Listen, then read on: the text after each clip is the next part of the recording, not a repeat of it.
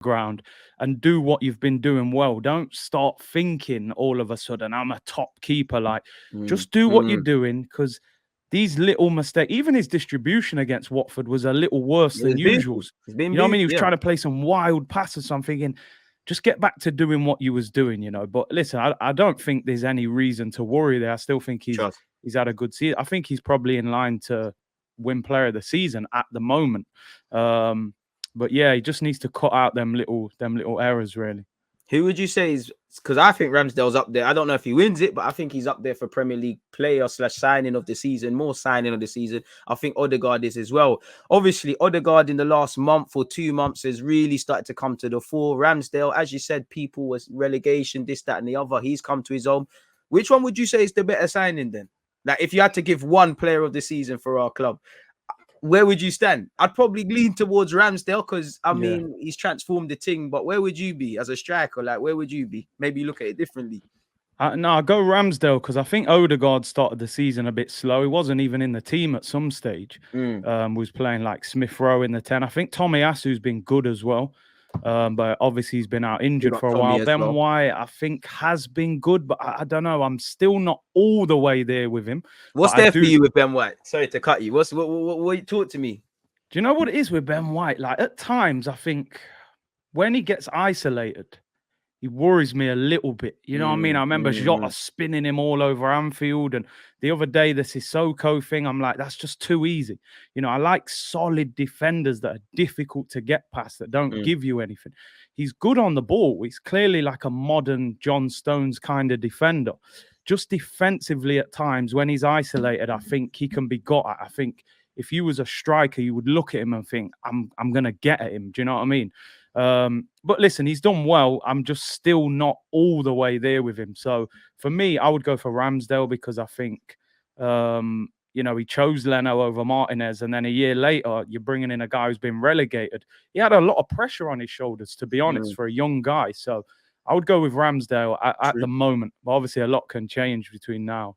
And you made a great point, and it makes me go back to what you kind of said before about just keep with Ramsdale, just keep doing what you're doing. And that's what gives me confidence, because obviously he's no idiot. He speaks about any opportunity. He knows that fans weren't necessarily convinced. The one person whose opinion just matters is Arteta, because he's parted with the cash and he's doing quite well. What do you make of Cedric? Because we touched on him, and just before I forget, like, obviously, where are you at with him? Because you was bigging up Tomiyasu, as was I. I think I speak for you when I say, listen, Tomiyasu is number one. He might not be the most amazing going forward, but what he gives us defensively is a breath of fresh air. Now, Cedric, you know, we was very vocal when he's getting ripped against Sunderland and all them things, but in his last 3 or so games, he's done his thing, really. You know, he could have done better for this goal, like the whole team, but he's done his thing. And as you said, experienced players at this moment in the season, you need that in it. So where are you at with Cedric? You know, does Tomiyasu face a fight to get his number one shirt back for you if he's fit? No, I do think Tomiyasu gets his shirt back. I can't lie, because when I look at the fixtures that we've got coming up, I'm like, you know what? We're playing Liverpool, we're playing United, Tottenham. You're going to play against Tottenham. You know what I mean? Luis Diaz and these, man, that's the next level. So, do you know what? I think Cedric's shown that he's an able deputy. I got to be honest, though. I felt earlier in the season like he was probably done at Arsenal. He had a few shaky games, and I thought January he might be out of there. Trust me. Obviously, they let Chambers go, and kept him. So he seems to me like a player that's happy to be at Arsenal, probably happy to be a squad player. He's not going to pick up those wages anywhere else at this stage in his career. And the length experienced player. I think he's an all right backup. Like, you know, you don't want Tomiyasu to be out for too long, which is a little worry at the moment. But like I said, the one thing I do believe Cedric is better going forward. And he's got a great delivery. And I think he helps Saka, because when you overlap, you pull a defender away, don't you? You give Saka that little bit more space to go and do his thing. So it wouldn't surprise me if Saka likes playing with Cedric more. I mean, you say that, and I agree with you, but it's like I'm seeing Saka just moan at man, and I agree with you. Obviously, that's one thing we used to run with Cedric, with Pepe, is that he overlaps. So what he might look shakily, he might go forward. Do you think with Cedric's, I don't want to say emergence, but with his re-emergence or showing that he's got some youth, obviously 4 games is a wild one. Would you say that tips your summer business? Because a lot of people would have had backup right back on the agenda. Would you say maybe you don't necessarily need that? A couple bob could go elsewhere, maybe a more experienced centre half, midfield, or where you are a striker, you can see Arsenal need a striker. So does it change your opinions with a backup right back for you? I think it depends who we go for. Clearly, Tomiyasu's probably physically had a little bit of a breakdown, struggling to cope with the Premier League and the intensity. So we need a good second choice right back. And again, it depends what competition we're in next season, because if you're in the Champions League, you need a better second choice right back. I mean, I know they've been talking about Spence and things like that. I think personally they would still look to maybe upgrade Cedric if possible, because I think you almost need two kinds of fullbacks now. I think you need that. I know they've talked about Lamptey a number of times. I think it'd be good to have two totally different right backs. Tomiyasu, I think, can also play maybe in a back three as well in the central area. So, I mean, Cedric's doing all right, but I would still like to maybe see a right back come in and maybe let him go if we could get somebody that was better than him. But it's not my number one priority in that sense. Like you said, we need a striker, maybe even two. We need probably two centre mids if El Neni goes. I think, what happens with Saliba as well. So, yeah, I would have a right back on the list, but not at the top.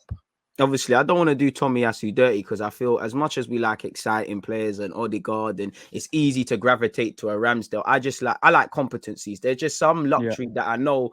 Tomiyasu's human. He's gonna have an off day. He's gonna have a bad day. But 9 times out of 10, he's not. It's not that. Do you feel though, not to do him dirty, but do you feel you could sign an upgrade on him and he could be that rotation / whatever option? Saying that, as you said, you mentioned Lamptey. That's about 50 M's or something along them lines. Do I see us doing that? And as you put rightly, a couple of midfielders and a striker, probably not. But is there a reality where that could happen for you? I do think there's room for that. I do, because Tomiyasu has been good, but he is. I don't want to say limited, but he's not kind of what the modern fullback is in a sense. Basic, like everyone else's fullback is doing what Trent and Reece James, them man all bombing on. You know what I mean? Where Tomiyasu doesn't do that. So does the narrow invert and underlap. Yeah. So listen, I do think there is room to go and get someone else, but I think, like you said, man, I just couldn't see him dropping that kind of money on a right back with the other priorities we've got. So it'd be interesting. It wouldn't surprise me. You know what Arsenal are like? Wenger used to need, a defensive midfielder who go and sign a number 10 when we had about 3 of them. So it wouldn't surprise me with Arsenal, man.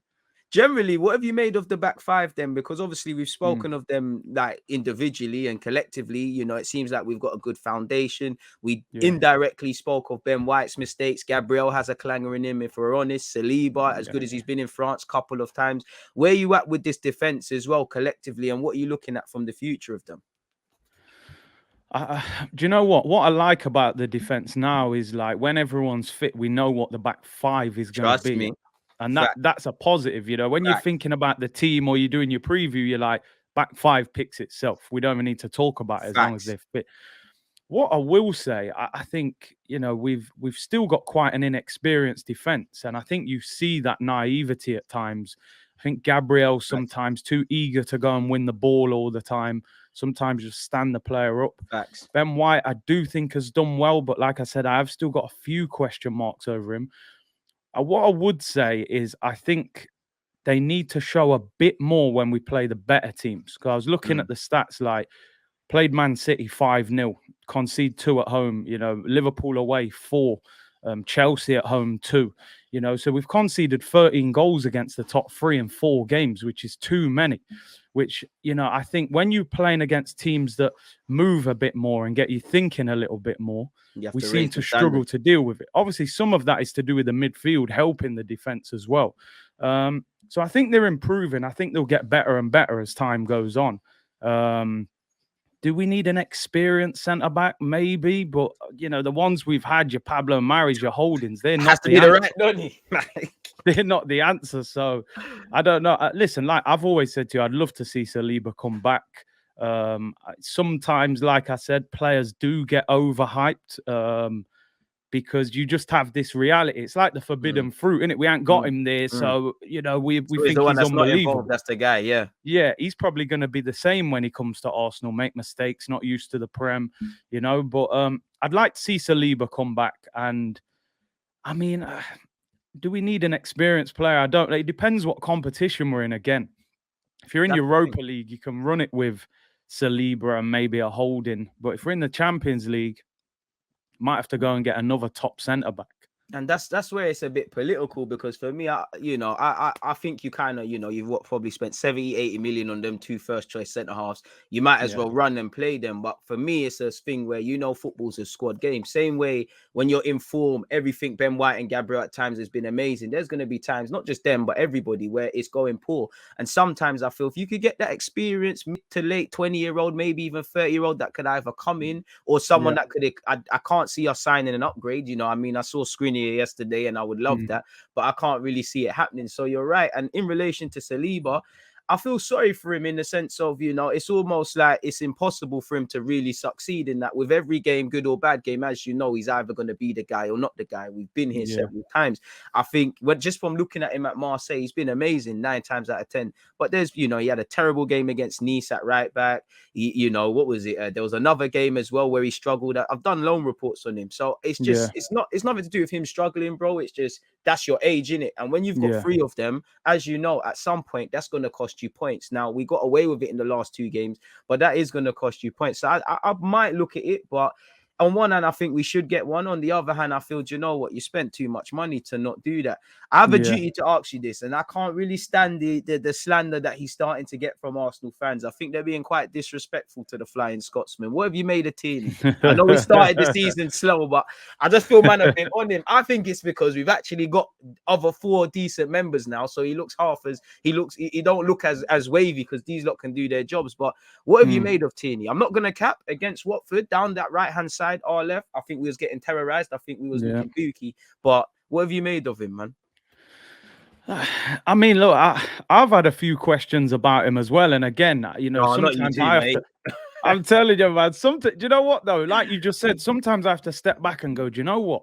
He was in a back 4 with Holding and David Luiz and Hector Bellerin. So he looked like a world beater next to them guys. Now we've lifted the level of the other 3. Maybe he doesn't stand out as much. So people are going, is he actually as good? I think with defenders, when you're not really talking about them, they're probably playing pretty well. No one's getting the better of them. They're not making mistakes. He's just handling his business. I do, like you said, against Watford, the thing that surprised me, though, was that they targeted him. Like, you would have thought Cedric's at right back, they're going to go for him. But they kind of was doubling up on Tierney. I don't know if Martinelli wasn't helping him enough, but they definitely was aiming for him.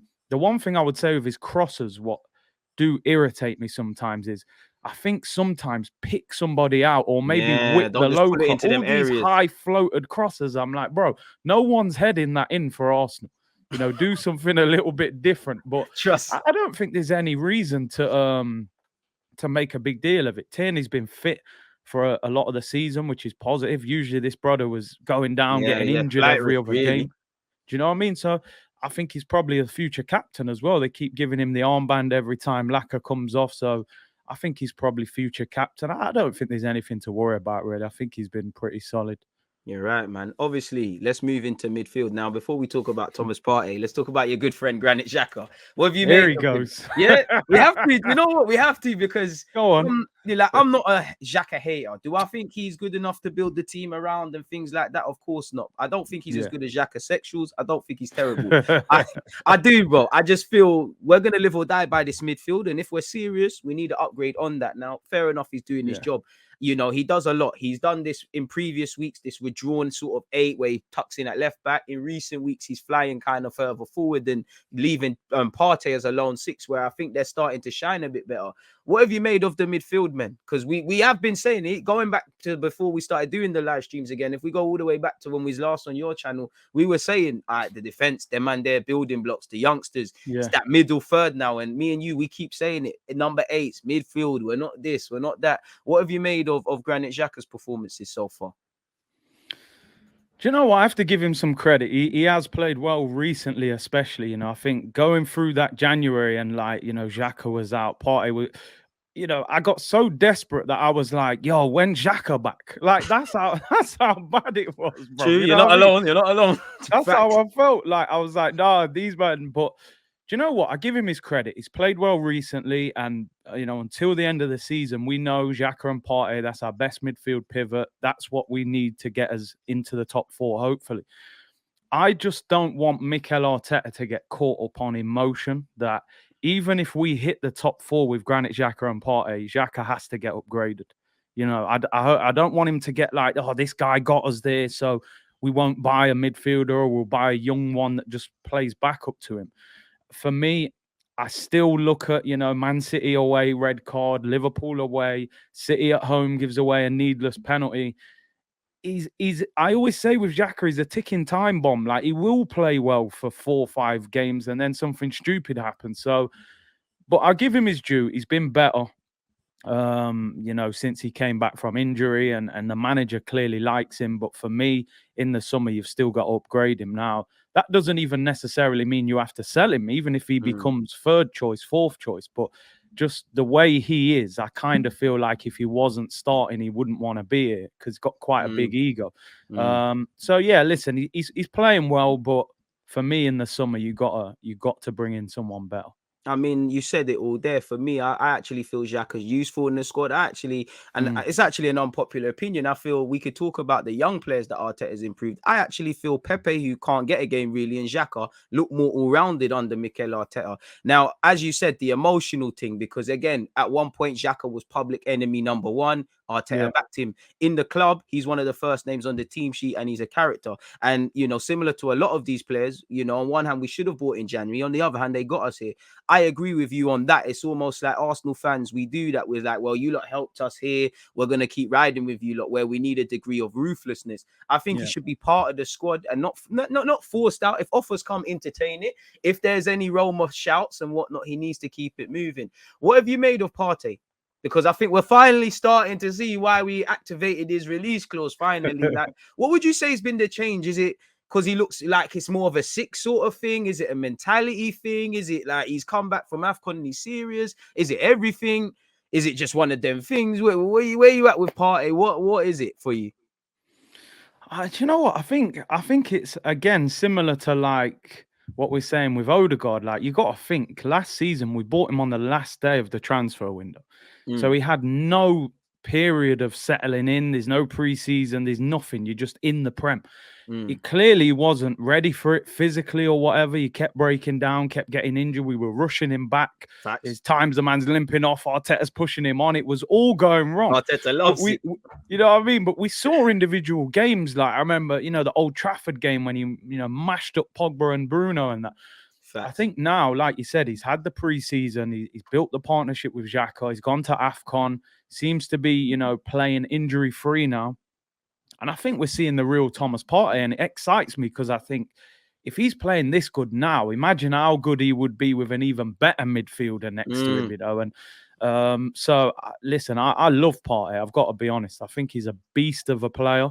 The shooting, I mean, that's a whole different story. You need to go teach him, bro. You learn a decent little you bit need of to tape. go teach him. You're the forward, bro. I mean, Uncle Partey, I don't know Partey, man. I don't know for them shots, bro. He's gonna slap one in the top corner eventually. Do you think it's actually gonna happen though? Because we need a national holiday, man. Like when that happens, bro. Like, bro, surely one time he just licks one top corner, man. I don't know when, but he was close on Sunday. That little left foot curl.